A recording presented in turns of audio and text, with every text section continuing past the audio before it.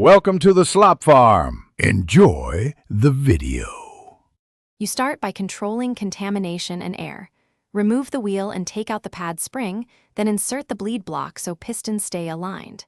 Fill a syringe with fresh DOT fluid, leaving 0.5 ml extra to avoid running dry.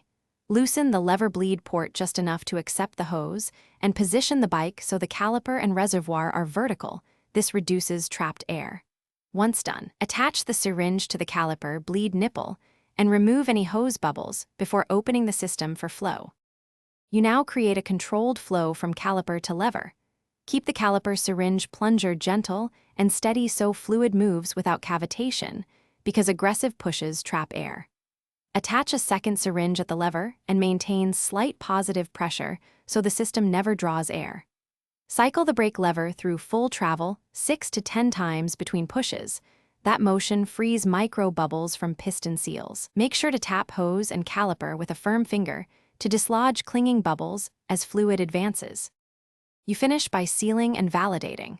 Close the caliper and lever ports while holding slight pressure to avoid drawing air. Then remove the syringes and clean any spilled DOT from paint and rotor immediately. Reinstall pads and wheel, bleed block out, and test the lever under load. A firm, consistent bite indicates success.